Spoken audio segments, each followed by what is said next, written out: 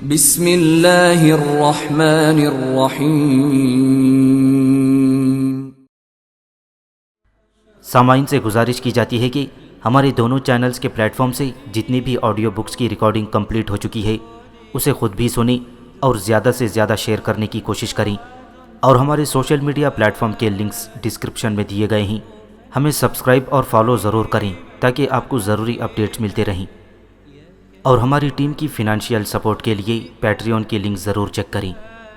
جزاک اللہ۔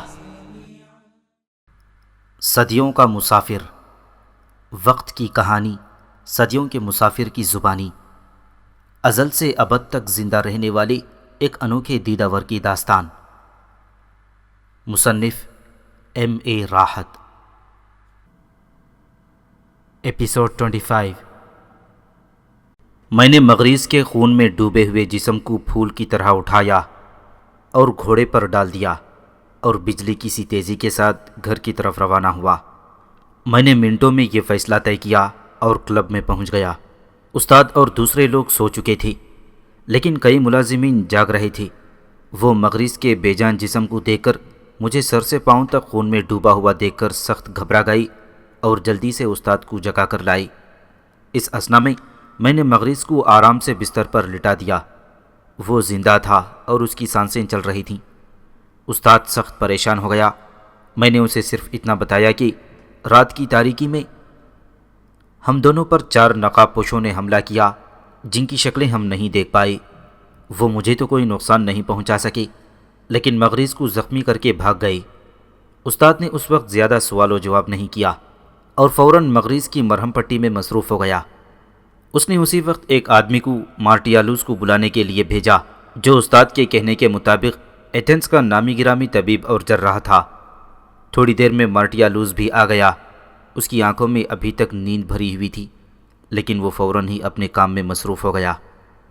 وار اوچھا پڑا ہے، مارٹیالوس نے کہا۔ مغریز کی جان بھی بچ جائے گی اور اس کا ہاتھ بھی ٹھیک ہو جائے گا۔ مجھے ڈر تھا کہ کہیں ہاتھ نہ کاٹنا پڑے۔ میں پینے کی دوا بھی دوں گا، صبح تک اسے ہوش آ جائے گا، پھر دوا پلا دینا۔ پھر اس نے مغریز کے زخم کو صاف کر کے اس میں کچھ دوائیں اندر تک بھریں اور پٹی باندھی۔ اب خون رک گیا تھا۔ تھوڑی دیر کے بعد مارٹیالوس مطمئن ہو کر رخصت ہو گیا۔ مجھے یقین تھا کہ حملہ کرنے والوں کا مقصد مجھے ہلاک کرنا تھا۔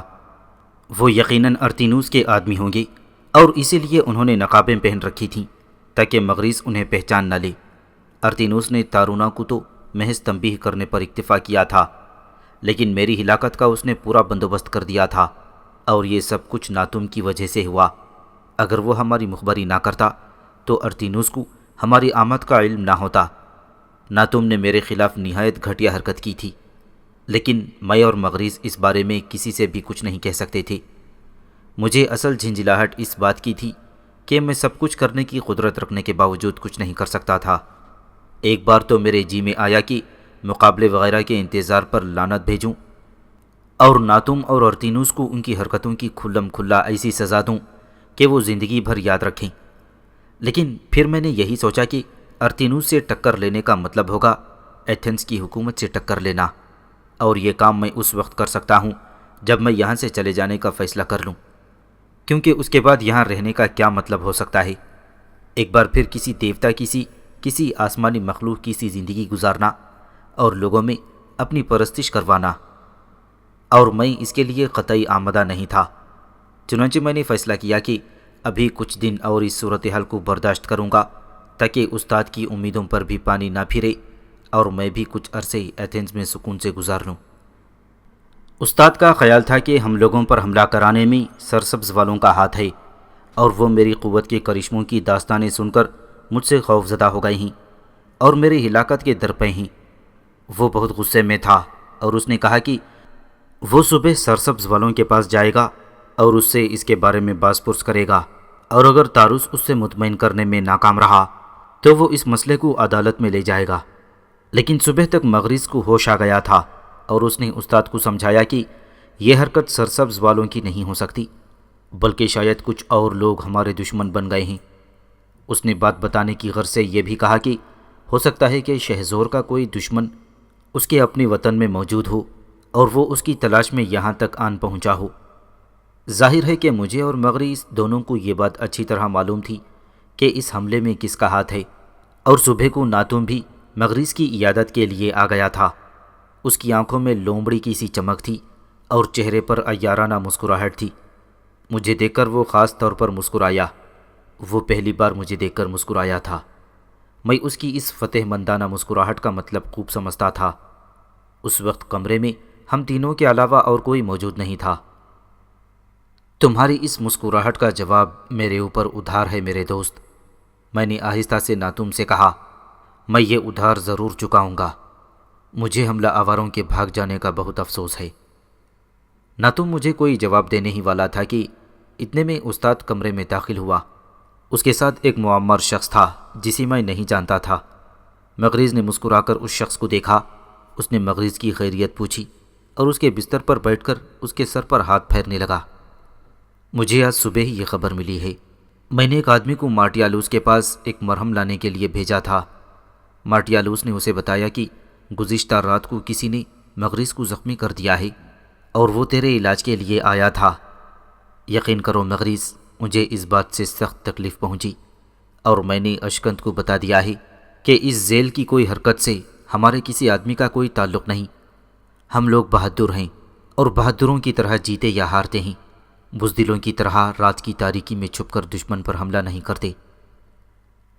مجھے تم سے یہی امید تھی تاروس، استاد اشکند نے جواب دیا۔ اب مجھے معلوم ہوا کہ عیادت کرنے کے لیے آنے والا شخص سرسبز کلب کا نگران اور مالک تاروس تھا۔ اچانک تاروس کی نظر مجھ پر پڑی اور وہ بڑے غور سے میری سنہری رنگت اور میرے سنہرے بالوں کو دیکھنے لگا۔ یہ کوئی نئی دریافت ہے اشکند؟ اس نے استاد سے پوچھا۔ استاد نے حتی المقدور اختصار سے کام لیتے ہوئے میرے بارے میں اسے بتایا۔ دیکھیے، میں تو اتنا قوی ہیکل نظر نہیں آتا کہ نہ تم جیسے جوان مرد کو شکست دے سکوں، تاروس نے کہا۔ خیر، نہ تم اور اشرام کا مقابلہ ہو لینے دو، پھر اس کے جوہر بھی آزما لیے جائیں گے، اس نے مسکراتے ہوئے کہا۔ وہ تھوڑی دیر بیٹھ کر رخصت ہو گیا۔ باقی لوگ بھی چلے گئے اور کمرے میں میں اور مغریز تنہا رہ گئے۔ مجھے اس بات پر سخت حیرت ہے کہ تم نے پیدل اور بغیر کسی ہتھیار کے ان 4 مسلح گھوڑ سواروں پر کس قدر قابو پا لیا تھا کہ وہ تمہیں کوئی بھی نقصان پہنچائے بغیر بھاگنے پر مجبور ہو گئے۔ مغریز نے تنہائی ہوتے ہی مجھ سے پوچھا۔ مجھے یقین ہے کہ وہ ارتینوس کے آدمی تھے اور تمہیں ہی قتل کرنے کے لیے آئے تھے، لیکن وہ تمہارا بال بھی بیکا نہ کر سکے۔ آخر کیوں، جبکہ تم غیر مسلح تھے؟ مجھے اس بات کا سخت افسوس ہے مغریز کہ تمہیں میری وجہ سے اس مصیبت کا شکار ہونا پڑا۔ اگر تم مر جاتی تو مجھے زندگی بھر اس بات کا ملال رہتا۔ تمہیں زندہ دیکھ کر تو سب سے زیادہ خوشی مجھے ہی ہوئی ہے۔ میں نے اس کے اصل سوال کو نظر انداز کرتے ہوئے کہا، پروفیسر، مگر یہ میرے سوال کا جواب نہیں ہے، مغریز نے کہا۔ میں تو یہ جاننا چاہتا ہوں کہ وہ لوگ بھاگے کیوں؟ کیا 4 مسلح گھوڑ سوار ایک پیدل غیر مسلح شخص پر قابو پانے کے لیے کافی نہیں تھے؟ یہ بڑی عجیب صورتحال ہے۔ تم اس چکر میں زیادہ مت پڑو اور اپنے دماغ پر زور مت ڈالو، میں نے اٹھتے ہوئے کہا۔ تمہیں آرام کی ضرورت ہے۔ میں تو واپس اپنے کمرے میں آ گیا تھا اور اس دن کے بعد سے میں نے باہر نکلنا چھوڑ دیا۔ میں زیادہ تر مغریز کے پاس رہتا اور اس کا دل بہلاتا رہتا۔ اس کا زخم تیزی سے بھر رہا تھا اور اب وہ آرام سے چل پھر سکتا تھا۔ حکیم مارٹیالوس کا ایک لائق شاگرد روز اس کی مرہم پٹی کرنے کے لیے آیا کرتا تھا۔ میں نے اور مغریز نے یہ طے کر لیا تھا کہ اب مقابلے کے وقت تک ہم لوگ زیادہ تر کلب کے اندر ہی رہیں گے تاکہ کوئی نئی افتاد نازل نہ ہو پائے۔ میں نے مغریز کو بتا دیا تھا کہ میں یہ نئی افتاد کا بڑی خوشی سے خیر مقدم کروں گا، لیکن مقابلے کے بعد، تاکہ استاد نے مجھ پر جو اعتماد کیا ہے اور مجھ سے جو امیدیں وابستہ ہیں وہ مجروح نہ ہوں۔ میں اگرچہ کلب کی 4 دیواری میں بند رہ کر اکتا گیا تھا پروفیسر، لیکن میں اسے خود اپنی جانب سے اپنے اوپر مسلط کردہ سمجھ کر اپنے آپ میں گوارا کر رہا تھا۔ بات یہ ہے پروفیسر کہ جب انسان کو اپنی قوت پر بھرپور بھروسہ ہوتا ہے اور اسے یہ یقین حاصل ہو کہ وہ جب چاہے جو چاہے کر سکتا ہے، تو پھر اسے خود پر چھوٹی موٹی پابندیاں لگانے میں بھی ایک خاص قسم کا مزہ آتا ہے، اور میں ان دنوں اس مزے کے دور سے گزر رہا تھا۔ ارتینوس اور اس کے آدمی یقیناً میری تلاش میں ہوں گے۔ وہ کلب کی عمارت کے اندر گھس کر مجھ پر حملہ کرنے کی جرات نہیں کر سکتے تھے، کیونکہ استاد اشکنت کا شمار معززین شہر میں ہوتا ہے۔ ناتم کی تیاریاں زور و شور سے جاری تھیں۔ ادھر جاسوسوں کی اطلاع کے مطابق اشرام بھی برے طور پر فارم میں تھا۔ جیسے جیسے مقابلے کا دن قریب آتا جا رہا تھا، جوش و خروش میں اضافہ ہوتا جاتا تھا۔ لوگوں کے ذریعے مجھے معلوم ہو رہا تھا کہ ایتھنز کے لوگ اس مقابلے کا بے چینی سے منتظر ہیں۔ استاد ناتم پر بڑی سخت محنت کر رہا تھا اور گھنٹوں سے نئے نئے داؤ پیچ سکھا رہا تھا۔ ناتم خود بھی زبردست تیاریاں کر رہا تھا۔ میرے ہاتھوں شکست کھانے کے بعد اس کا غرور خاک میں مل گیا تھا اور وہ کافی سدھر گیا تھا۔ بالآخر مقابلے کا دن آن پہنچا۔ مقابلہ سہ پہر کے وقت ہونا تھا اور اس دن صبح سے ہی کلب میں بڑی گہما گہمی اور ہلچل تھی۔ استاد نے اپنے ہاتھ سے بعض خصوصی ادویات تیار کر کے ناتم کو کھلائی تھیں۔ خاص طور سے تیار کردہ روغنوں سے اس کے جسم پر مالش کی گئی اور کئی پہلوانوں نے اس کے بدن کو اچھی طرح ملا تھا۔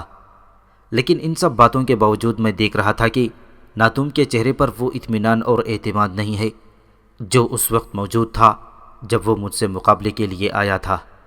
مقابلہ شہر کے وسط میں واقع اسٹیڈیم میں ہونا قرار پایا تھا۔ سورج جب آدھے سے زیادہ سفر طے کر چکا تو ہمارا قافلہ رتھوں میں بیٹھ کر اسٹیڈیم کی طرف روانہ ہو گیا۔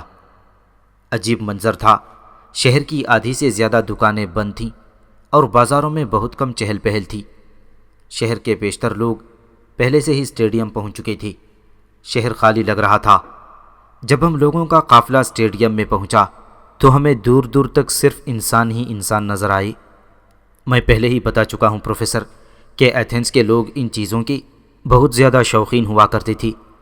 آج سرسبز کلب اور طوفان کلب کے نامی گرامی پہلوانوں کے درمیان زوردار معرکہ ہونے والا تھا۔ ہم لوگ اندر جا کر مخصوص نشستوں پر بیٹھ گئے۔ میں، استاد، مغریس اور ارتون ایک ساتھ بیٹھے تھے اور ناتم ہم لوگوں کے ساتھ تھا۔ ادھر سے تاروس اور اس کے ساتھی اشرام کو لے کر آئی اور تب میں نے پہلی مرتبہ اشرام کو دیکھا۔ اس کا جسم اگرچہ ناتم کے مقابلے میں زیادہ بھاری نہیں تھا، لیکن مجھے اس میں چستی اور مستعدی ناتم سے زیادہ محسوس ہوئی۔ تاہم کچھ کہنا مشکل تھا کیونکہ جسمانی اعتبار سے دونوں ایک دوسرے کے تقریباً ہم پلہ ہی تھے۔ منصفوں کے فرائض انجام دینے کے لیے ایک باقاعدہ کمیٹی تشکیل دی گئی تھی جس میں ایسے تجربے کار اور عمر رسیدہ پہلوان شامل تھے جن کی غیر جانبداری کا دونوں فریقوں کو اعتراف تھا۔ بالآخر مقابلہ شروع ہونے کا وقت آ گیا۔ دونوں پہلوان اکھاڑے میں ایک دوسرے کے آمنے سامنے آ گئے۔ اکھاڑا میں اترنے سے پہلے استاد نے ناتم کو چپکے کچھ آخری ہدایات دیں اور ادھر تاروس بھی اشرام کے کانوں میں کھسر پھسر کر رہا تھا۔ پھر دونوں پہلوانوں نے ایک دوسرے کو اپنی گرفت میں لے لیا۔ پہلے حلے میں اشرام ناتم کو رگیدتا ہوا اکھاڑے کے دوسرے کنارے تک پہنچ گیا اور میں نے دیکھا کہ استاد کا چہرہ فخ پڑ گیا تھا۔ سرسبز والوں کی جماعت کی جانب سے نعرہ تحسین کا شور بلند ہوا۔ ان کے حمایتوں نے تالیاں بجائیں۔ طوفان والے دم بخود بیٹھے تھے، لیکن یہ صرف چند لمحوں کی بات تھی۔ اس کے بعد ناتم نے اشرام کو دھکیل کر اپنے سے اوپر کر دیا اور دونوں دوبارہ اکھاڑے کے وسط میں آ گئے۔ ناتم نے پیش قدمی کر کے اشرام کی گردن کو بری طرح ہاتھوں میں جکڑ لیا۔ اشرام جیسے بے بس ہو کر رہ گیا تھا۔ اب تالیاں بجانے اور نعرے لگانے کی طوفان والوں کی باری تھی۔ غرضے کی کافی دیر تک مقابلہ جاری رہا۔ دونوں میں سے کوئی دوسرے کو مغلوب نہیں کر پا رہا تھا۔ دونوں کے جسم پسینے میں شرابور ہو کر چمکنے لگے تھے۔ دونوں ایک دوسرے پر مختلف داؤ آزما رہے تھے اور پھر اچانک، بالکل اچانک، اشرام نے ایک داؤ لگا کر ناتم کو چاروں شانے چت کر دیا اور خود اس کے سینے پر بیٹھ گیا۔ ناتم نے اسے اپنے اوپر سے ہٹانے کی سر توڑ کوشش کی، لیکن اشرام کسی بھاری پتھر کی طرح اس کے سینے پر جم کر رہ گیا تھا۔ وہ ذرا دیر تک اسی طرح ناتم کے سینے پر سوار رہا۔ میں نے استاد کی طرف دیکھا۔ اس کے چہرے پر تاریکی پھیل رہی تھی۔ مغریس خاموش تھا۔ ارتون حیرت سے یہ منظر دیکھ رہا تھا۔ منصفوں نے اشرام کو حکم دیا کہ وہ ناتم کے سینے پر سے اتر جائے۔ کشتی کا فیصلہ ہو چکا تھا۔ اشرام جیت گیا تھا۔ اسٹیڈیم میں جیسے غلہ برپا ہو گیا۔ سرسبز کلب کے حمایتیوں نے اپنے پرجوش نعروں سے آسمان سر پر اٹھا لیا تھا۔ تاروس اور اس کے ساتھیوں کی مسرت کا کوئی ٹھکانہ نہ تھا۔ انہوں نے ایک طویل عرصے کے بعد یہ اعزاز حاصل کر لیا تھا۔ اشرام جھک جھک کر لوگوں سے داد وصول کر رہا تھا۔ ناتوم گردن جھکائے ہوئے استاد کے پاس واپس آ گیا۔ آج مجھے وہ بالکل ٹوٹا ہوا نظر آ رہا تھا۔ مجھے اس سے دلی ہمدردی محسوس ہوئی۔ ایسا معلوم ہوتا تھا کہ اس کامیابی نے سرسبز والوں کے دماغ بالکل ہی خراب کر دیے۔ تاروس نے کھڑے ہو کر اعلان کیا کہ اگر طوفان والوں کے پاس کوئی اور پہلوان موجود ہے تو وہ بھی اشرام سے مقابلہ کر کے اپنی حسرت نکال لے۔ میں استاد کے پوچھے بغیر ہی خود کھڑا ہو گیا اور میں نے چلا کر تاروس سے کہا کہ مجھے اس کا چیلنج قبول ہے، لیکن منصفین کی جماعت نے اس کی اجازت نہیں دی۔ انہوں نے اعتراض کیا کہ اشرام تھکا ہوا ہے اور ایک تازہ دم پہلوان سے اس کا فوری مقابلہ انصاف کے تقاضوں کے منافی ہوگا۔ بالآخر دونوں کلبوں کے سربراہوں اور منصفین کی باہمی مشاورت سے یہ طے پایا کہ آج سے ٹھیک ایک ہفتے بعد اسی اسٹیڈیم میں اور اسی جگہ شہزور اور اشرام کا مقابلہ ہوگا۔ اس مقابلے کے اعلان کے بعد سے استاد کے مردہ چہرے پر زندگی کے کچھ آثار نظر آئے۔ مجمع آہستہ آہستہ منتشر ہو رہا تھا۔ تاروس اور اشرام نے خاص طور پر مجھ سے ملاقات کی تھی۔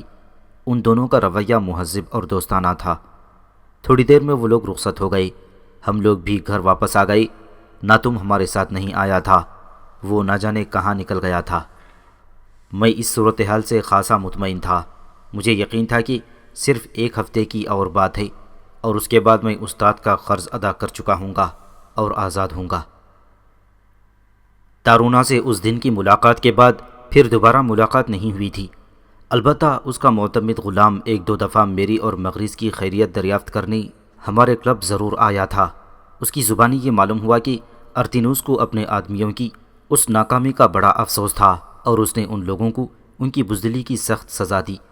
بہرحال ایک ہفتے کے بعد میں ارتینوس سے نمٹنے کے لیے بھی تیار تھا۔ بہت زمانے سے کوئی عورت میری زندگی میں داخل نہیں ہوئی تھی اور میں سنجیدگی میں سوچ رہا تھا کہ تارونا کو لے کر یہاں سے کہیں دور چلا جاؤں اور کچھ دن سکون کے ساتھ اس کی رفاقت میں گزاروں۔ سچ تو یہ ہے پروفیسر کہ ایتھنز کی یہ بے باک اور دل نشین رقاصہ مجھے بے حد پسند آئی تھی اور میں نے اسے اپنانے کا فیصلہ کر لیا تھا۔ اس دوران استاد نے مجھ پر بہت زور دیا کہ میں تھوڑی بہت تربیت حاصل کر لوں اور کم از کم صبح کے وقت تھوڑی بہت ورزش ضرور کر لیا کروں، لیکن میں ان چکروں میں نہیں پڑنا چاہتا تھا کیونکہ ظاہر ہے میرے لیے ان باتوں کی بھلا کیا اہمیت ہو سکتی تھی۔ چنانچہ میں نے صاف انکار کر دیا اور استاد سے کہہ دیا کہ میں اشرام سے لڑنے کے لیے بالکل ٹھیک ٹھاک ہوں اور اسے یقین دلاتا ہوں کہ میں اسے شکست دے دوں گا۔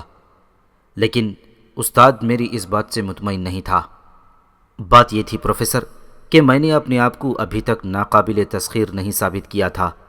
میں نے دوستانہ مقابلے میں سب سے پہلے مغریز کو شکست دی، لیکن مغریز ناتوم کے ہاتھوں بھی پہلے شکست کھا چکا تھا، اس لیے اس بات کی چندہ اہمیت نہیں تھی۔ اس کے بعد میں نے دوستانہ مقابلے میں ناتوم کو شکست دی، لیکن بعد میں ناتوم نے اشرام کے ہاتھوں بھی شکست کھائی۔ اس طرح مجھ سے ہارنے والے پہلوان دوسروں سے بھی ہار چکے تھے۔ استاد اب زیادہ تر وقت مجھے اپنی آنکھوں کے سامنے ہی رکھتا۔ اس نے مجھے باہر نکلنے کی سختی کے ساتھ ممانعت کر دی تھی، مبادا مجھ پر پھر کوئی حملہ کر دے۔ کلب کے وسیع احاطے میں ایک طرف بڑا سا باورچی خانہ تھا جس کا نگران جیمز نامی ایک رومن ہنرمند باورچی تھا۔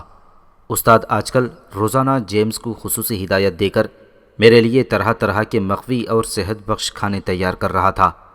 ان کھانوں پر بہت زیادہ لاگت آتی تھی اور یہ صرف میرے لیے تیار کیے جاتے تھے، کوئی دوسرا ان میں حصہ نہیں پٹا سکتا تھا۔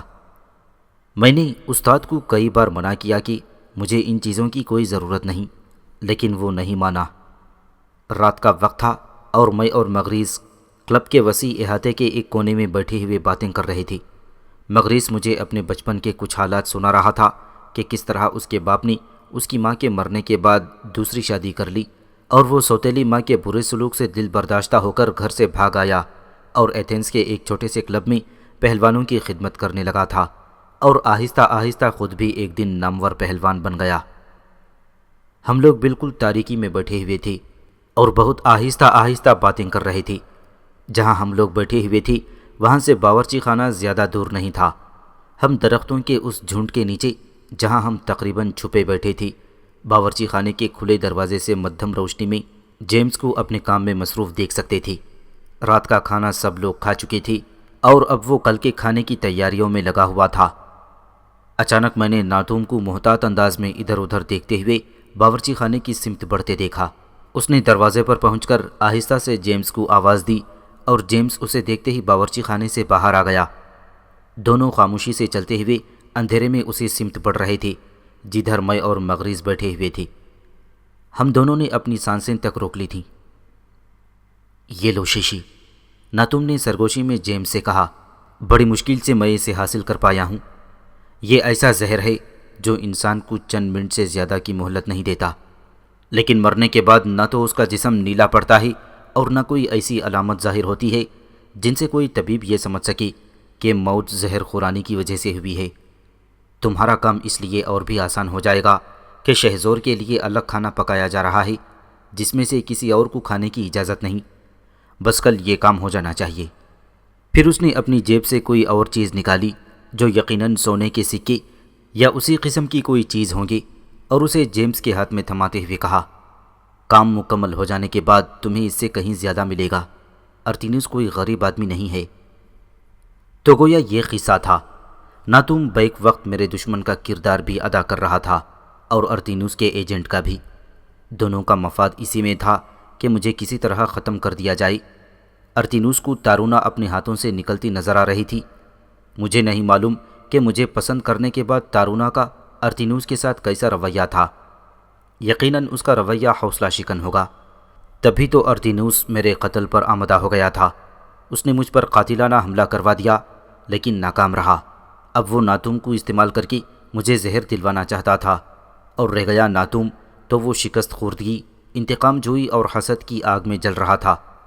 اس کے سیاہ جذبوں نے اسے اتنا اندھا کر دیا تھا کہ وہ خود اپنے کلب کی عزت کو مٹی میں ملانے پر تل گیا تھا۔ وہ ہر قیمت پر میرا خاتمہ کر دینا چاہتا تھا، کیونکہ اگر میں اس مقابلے میں اشرام کو شکست دے دیتا تو پھر اسے اور زیادہ ذلت کا سامنا کرنا پڑتا۔ یقیناً اس نے میری ہلاکت کے لیے ارتینوس سے بھاری رقم وصول کی ہوگی۔ ناتوم شیشی اور رقم جیمز کے حوالے کر کے وہاں سے چپکے سے کھسک گیا۔ ان دونوں میں سے کوئی بھی ہم کو نہیں دیکھ سکا۔ جیمز دوبارہ باورچی خانے میں مصروف ہو گیا۔ اس دوران مغریز بالکل خاموش رہا تھا۔ ان دونوں کے چلے جانے کے بعد اس نے مجھے اشارہ کیا اور ہم خاموشی سے درختوں کے جھنڈ کے نیچے سے نکل کر اوپر اپنے کمرے میں آ گئے۔ اف، میں تو سوچ بھی نہیں سکتا تھا کہ ناتوم اس حد تک گر سکتا ہے۔ مغریز نے دونوں ہاتھوں سے اپنا سر پکڑتے ہوئے کہا، اس نے تو دغا بازی اور فریب کاری کی انتہا کر دی ہے۔ وہ تو شکر ہے کہ یہ بات اتفاقاً ہم لوگوں کے علم میں آ گئی، ورنہ اس بدتمیز نے تو تمہارا کام تمام کر ہی دیا تھا۔ میں دل ہی دل میں مسکرانے لگا۔ پروفیسر، مغریز بیچارے کو کیا معلوم کہ ناتوم جیسے کتنے سینکڑوں اور ہزاروں لوگوں نے انتقام، حسد، نفرت اور لالچ کے جذبات سے مغلوب ہو کر مجھے زہر دینے کی کوشش کی ہے، اور میں زہر کی اس ساری مقدار کو کتنے اطمینان سے اپنے پیٹ میں اتار چکا ہوں۔ تم اس بات سے فکر مند مت ہو، مجھے ہلاک کر دینا اتنا آسان کام نہیں ہے، میں نے ہنستے ہوئے جواب دیا۔ اور ہاں دیکھو، ابھی کسی سے یا استاد سے اس بات کا ذکر نہ کرنا، کل کھانے کے وقت میں تمہیں ایک تماشا دکھاؤں گا۔ دوسرے دن دوپہر کے کھانے کے وقت میں استاد ارطون، مغریز سبھی میز پر موجود تھے، اور میرے لیے الگ برتنوں میں مخصوص کھانا موجود تھا۔ ناتوم آج بڑے اچھے موڈ میں نظر آ رہا تھا، اور مسکرا کر وہ استاد سے کہہ رہا تھا کہ اسے یقین ہے کہ شہزور اشرام کو ہرا کر کلب کا نام اونچا کرے گا۔ مقابلے میں اب صرف 3 دن باقی رہ گئے تھے۔ استاد میرے بارے میں محبت آمیز خفگی کا اظہار کر رہا تھا کہ میں اس کی بات نہیں مانتا اور مشق نہیں کرتا، اور نہ اکھاڑے میں جا کر زور کرتا ہوں۔ جب کھانا میز پر لگا دیا گیا تو قبل اس کے کہ لوگ شروع کریں، اس سے پہلے میں نے استاد سے کہا، استاد ذرا جیمز کو ادھر بلوانا۔ استاد نے ایک خادم کو حکم دیا کہ وہ جیمز کو بلوا لائے۔ اس کے آنے پر میں نے کہا، جیمز، میں چاہتا ہوں کہ تم روز اپنے ہاتھوں سے یہ جو مرغن اور عمدہ غذا تیار کرتے ہو، آج میرے سامنے خود اپنے ہاتھوں سے تھوڑا سا لے کر کھاؤ۔ تمہیں ان نعمتوں سے محروم نہیں ہونا چاہیے، کیونکہ تم اپنے ہاتھ سے انہیں تیار کرتے ہو۔ جیمز کے علاوہ سب لوگ حیرت سے مجھے دیکھنے لگے۔ ناتوم کی مسکراہٹ ختم ہو گئی اور جیمز کے چہرے کا رنگ فق ہو گیا۔ میرے حکم کی تعمیل کرو، میں نے اچانک گرج کر جیمز سے کہا۔ تمہیں کیا ہو گیا ہے شہزور؟ استاد نے حیرانی سے کہا، آخر بات کیا ہے؟ استاد جیمز سے پوچھو، میں نے کہا۔ اسے حکم دو کہ اس کھانے میں سے یہ بھی تھوڑا کھائے، میں ابھی آیا، ناتوم نے کہا اور وہ اپنی جگہ سے اٹھ کر جانے لگا۔ ٹھہرو ناتوم، میں نے کڑک کر اس سے کہا، آج تمہارا حساب بھی بے باک ہونا چاہیے، تم اتنی آسانی سے یہاں سے نہیں جا سکتے۔ ناتوم ٹھٹک کر کھڑا ہو گیا۔ اچانک جیمز میرے قدموں میں گر گیا، وہ بری طرح رونے لگا۔ میں مجبور تھا، مجھے ناتوم نے بہت بڑی رقم کی پیشکش کی تھی، اگر میں اس کی بات نہ مانتا تو وہ مجھے بھی ہلاک کرا دیتا، اس نے مجھے اس کی دھمکی دی تھی۔ آخر قصہ کیا ہے؟ استاد نے زور سے دہاڑا۔ ناتوم نے پھر باہر نکلنے کی کوشش کی، لیکن میں نے لپک کر اسے گردن سے پکڑ لیا اور کرسی پر بٹھا دیا۔ اگر تم یہاں سے ہلے تو میں تمہارا بھرتا بنا دوں گا، میں نے کہا۔ قصہ یہ ہے استاد کہ اس کھانے میں زہر ملا ہوا ہے، میں نے کہا۔ اگر تمہیں یقین نہ ہو تو ناتوم اور جیمز سے کہو کہ اس میں سے ایک ایک نوالا کھا کر دکھائیں، ابھی پتہ چل جائے گا۔ ناتوم اپنی شکست کا انتقام لینے کے لیے مجھے ہلاک کر دینا چاہتا تھا، اور اس نے جیمز کے ساتھ مل کر میرے کھانے میں زہر ملوا دیا۔ کیا یہ سچ ہے ناتوم؟ استاد اپنی جگہ سے اچھل کر کھڑا ہو گیا، اس کی آنکھوں میں خون اتر آیا تھا۔ ناتوم نے کوئی جواب نہیں دیا، اس کی زبان گنگ ہو گئی تھی۔ اچانک استاد کا بوڑھا ہاتھ، جس میں اب بھی بہت طاقت تھی، پوری قوت کے ساتھ ناتوم کے منہ پر پڑا اور وہ کرسی سے گر پڑا۔ اس کے منہ سے خون جاری ہو گیا۔ ذلیل غلام، تو نے میرے انعامات کا اور مہربانیوں کا یہ صلہ دیا ہے، میں تیرے ٹکڑے ٹکڑے کر دوں گا، احسان فراموش، آستین کے سانپ۔ استاد نے گرے ہوئے ناتوم کی کمر پر پھر ایک بار لات ماری اور وہ لڑکھڑاتا ہوا چلا گیا۔ اور تو نمک حرام کی اولاد، استاد نے جیمز کو گریبان سے پکڑتے ہوئے کہا، تیری یہ مجال کہ جس تھالی میں کھائے اسی میں چھید کرے۔ جیمز استاد کے ایک ہی زوردار تھپڑ سے پھوٹ پھوٹ کر بچوں کی طرح رونے لگا تھا۔ یہ سارا کھانا تجھے کھانا پڑے گا، ابھی اور اسی وقت۔ استاد نے اس کا ہاتھ پکڑ کر اسے کھانے کے برتنوں کی طرف گھسیٹتے ہوئے کہا، میں تجھے کتے کی موت مرتے ہوئے دیکھنا چاہتا ہوں۔ میں نے آگے بڑھ کر استاد کا ہاتھ روک لیا۔ اس کا قصور اتنا زیادہ نہیں ہے استاد، میں نے آہستہ سے کہا۔ یہ کہتا ہے کہ ناتوم نے اسے جان سے مار دینے کی دھمکی دی تھی، اس نے اپنی جان بچانے کے لیے ایسا کیا تھا، اس لیے تم اس کی جان مت لو، صرف اتنا کرو کہ اسے یہاں سے نکال دو۔ میرے اور مغریز کے سمجھانے بجھانے پر استاد جیمز اور ناتوم کی جان بخشی کرنے پر راضی ہو گیا، ورنہ اس کا اصرار تھا کہ ابھی ان دونوں کو ہلاک کر دیا جائے اور یہ زہر آلود کھانا ان کی سازش کے ثبوت کے طور پر حاکم شہر کے پاس بھیجوا دیا جائے۔ استاد نے جیمز کو معاف کر دیا تھا، لیکن وہ ناتوم کو کسی طور پر معاف کرنے پر تیار نہیں تھا، کیونکہ اس کا کہنا تھا کہ اگر وہ زندہ رہا تو آئندہ بھی ہمارے خلاف سازشیں کرے گا۔ لیکن ناتوم کمینہ ہونے کے ساتھ ساتھ انتہائی بزدل بھی نکلا۔ وہ استاد کے قدموں میں گر پڑا اور گڑ گڑا کر معافی مانگنے لگا۔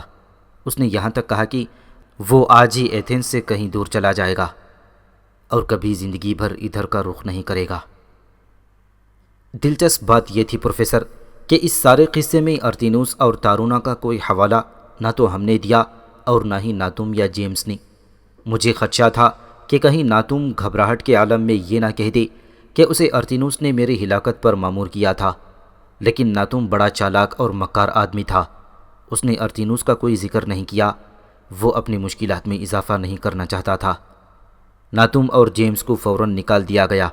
استاد نے احتیاطاً جیمز کا پکا ہوا سارا کھانا ضائع کروا دیا اور باہر سے کھانا منگوایا۔ مجھے ایتھنز میں آئے ہوئے ابھی 1 ماہ اور چند دن کا عرصہ ہی ہوا تھا، اور اس مختصر سی مدت میں مجھ پر 2 مرتبہ قاتلانہ حملے ہو چکے تھے۔ استاد میری طرف سے بہت پریشان ہو گیا۔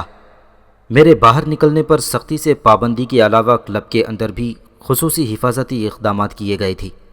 مسلح پہرے داروں کی ایک جمعیت صدر دروازے پر متعین کر دی گئی۔ مغریز کو حکم دیا گیا کہ وہ 1 منٹ کے لیے بھی مجھے تنہا نہ چھوڑے۔ جیمز کی جگہ نیا باورچی مقرر کر دیا گیا تھا، اور اس کے لیے یہ لازمی تھا کہ جب میز پر کھانا لگائے تو پہلے ہر برتن میں سے ایک ایک لقمہ خود کھائے۔ استاد ایک مرتبہ چوٹ کھا جانے کے بعد دوبارہ کوئی خطرہ مول لینے کے لیے تیار نہیں تھا۔ چند ہی دنوں کے بعد میرے اور اشرام کے درمیان مقابلے کی گھڑی آن پہنچی۔ گزشتہ ہفتے کے دوران شہر بھر میں اس مقابلے کی خوب پبلسٹی ہوئی تھی۔ اور اس بار لوگوں کی دلچسپی پہلے سے بھی زیادہ تھی۔ اشرام ناتوم کو ہرا چکا تھا اور ایتھنز کے لوگ یہ دیکھنا چاہتے تھے کہ ایک دہقانی پہلوان کے ساتھ اس کے مقابلے کا کیا انجام ہوتا ہے۔ اس دن اسٹیڈیم پہلے سے بھی زیادہ بھرا ہوا تھا۔ ایسا معلوم ہوتا تھا کہ سارا شہر اس مقابلے کو دیکھنے کے لیے امنڈ پڑا ہے۔ مغریس نے مجھے بتایا کہ شہر کے اعلیٰ حکام امراء و رؤسا کی بھی ایک بہت بڑی تعداد اسٹیڈیم میں موجود ہے۔ اور پھر اچانک میری نظر ارتینوس پر پڑی۔ وہ بھی مقابلہ دیکھنے والوں میں موجود تھا۔ تارونا اس کے پہلو میں بیٹھی ہوئی تھی اور بے حد حسین لگ رہی تھی۔ ہم دونوں کی نظریں ایک لمحے کے لیے چار ہوئیں، اور اس لمحے کے دوران اس نے سب کچھ کہہ دیا اور میں نے سب کچھ سمجھ لیا۔ اس کی آنکھوں میں محبت کا طوفان نمودار ہوا تھا۔ ارتینوس کڑی نظروں سے مجھے دیکھ رہا تھا۔ مقابلے کے آغاز کا وقت آ گیا۔ اشرام کسی شیر کی طرح سینہ نکالے ہوئے اکھاڑے میں اتر گیا۔ وہ بار بار اپنے بازوؤں کی مچھلیوں پر ہاتھ پھیر رہا تھا۔ اس کا قد ناتوم سے بھی 1 انچ اونچا ہی ہوگا، اور جسم بھی کسی طرح ناتوم سے کم نظر نہیں آ رہا تھا۔ میں اس کے مقابلے میں بالکل سبک ہلکا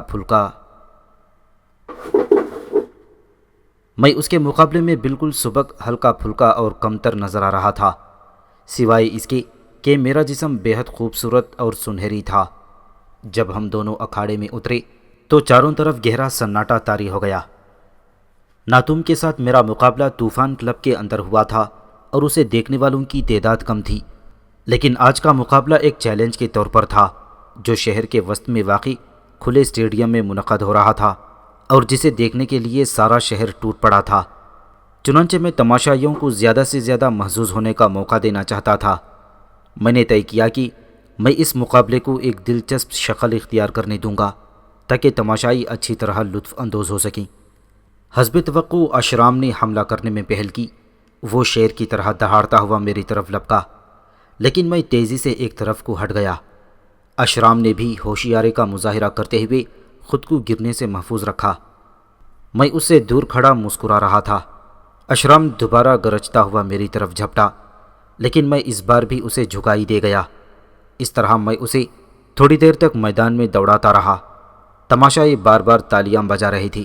ان کا خیال تھا کہ میں اس طرح اشرام کو تھکا دوں گا۔ میں نے ایک نظر استاد کی طرف دیکھا۔ اس کے چہرے پر ناپسندیدگی کے آثار تھے۔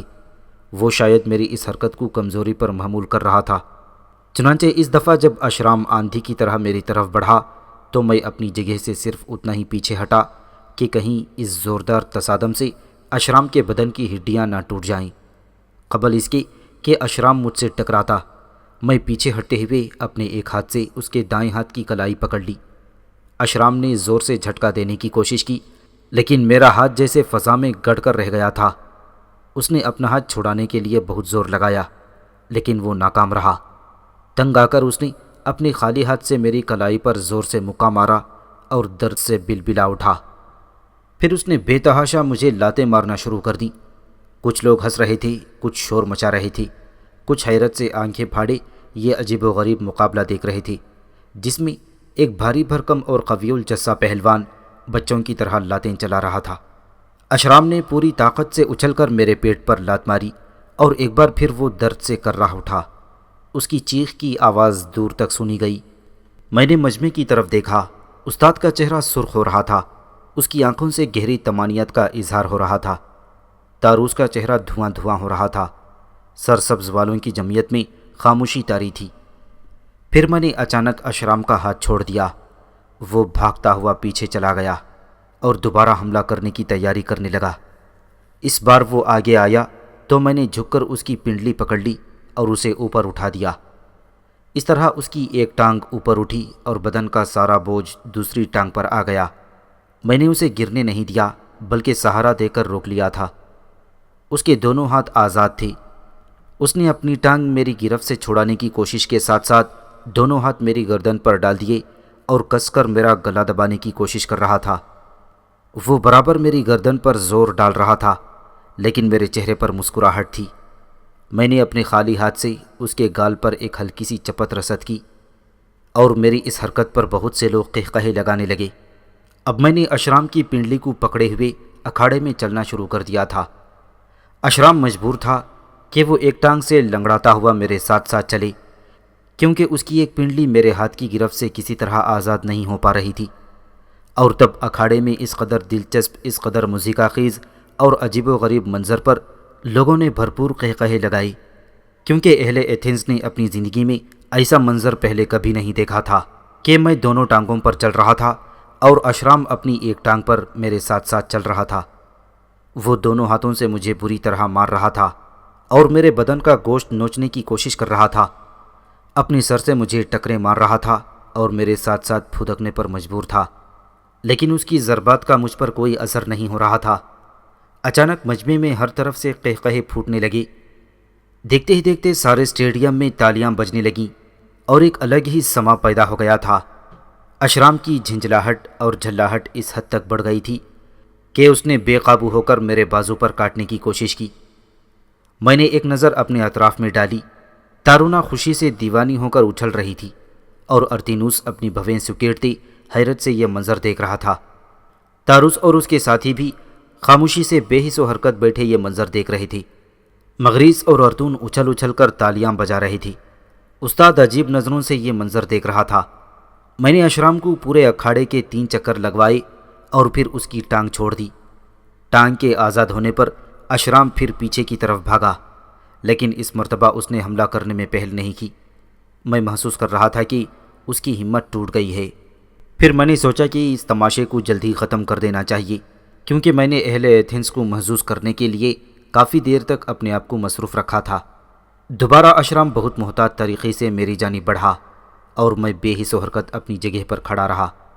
میں نے محسوس کیا کہ وہ میرے قریب آتے ہوئے جھجک رہا تھا، چنانچہ میں نے خود پیش قدمی کر کے اسے کمر سے پکڑ لیا اور دونوں ہاتھوں میں تھام کر سر سے اونچا اٹھا لیا۔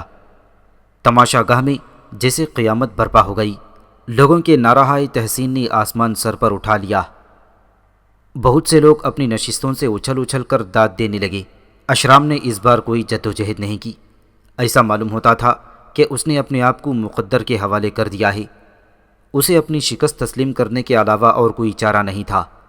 میں نے اسے پورے اکھاڑے میں کئی چکر دیے اور پھر آہستہ سے اتار کر اسے نیچے کھڑا کر لیا۔ اس کی گردن جھک گئی۔ اس نے اب مجھ پر حملہ کرنے کی کوئی کوشش نہیں کی۔ مقابلے کا فیصلہ ہو چکا تھا۔ استاد کی آنکھوں سے خوشی کے مارے آنسو رواں تھے۔ اس نے مجھے اپنے سینے سے لگایا اور بچوں کی طرح پیار کرنے لگا۔ طوفان والوں کی مسرتوں کا کوئی ٹھکانہ نہیں تھا۔ وہ صرف 1 ہفتے تک اپنے اعزاز سے محروم رہے تھے اور پھر میری بدولت یہ اعزاز انہیں دوبارہ حاصل ہو گیا تھا، اور سرسبز والوں میں صف ماتم بچھ گئی تھی۔ وہ اس اعلیٰ اعزاز کو محض 1 ہفتے تک ہی اپنے پاس رکھ سکے تھے۔ ایک خاص بات یہ تھی پروفیسر کہ اس مجمع میں مجھے ناتم کہیں نظر نہیں آیا۔ میرے لیے یہ یقین کرنا مشکل تھا کہ وہ حسب وعدہ ایتھنز چھوڑ کر کہیں اور چلا گیا ہے، کیونکہ میں اس کی مکارانہ فطرت کو اچھی طرح سمجھ گیا تھا۔ میرا خیال تھا کہ وہ ارتینوس کی مدد سے ایتھنز میں ہی کہیں روپوش ہو گیا ہے اور موقع ملتے ہی پھر مجھے نقصان پہنچانے کی احمقانہ کوشش کرے گا۔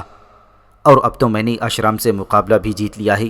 ناتم تو حسد اور غصے کی آگ میں جل کر بھسم ہو چکا ہوگا۔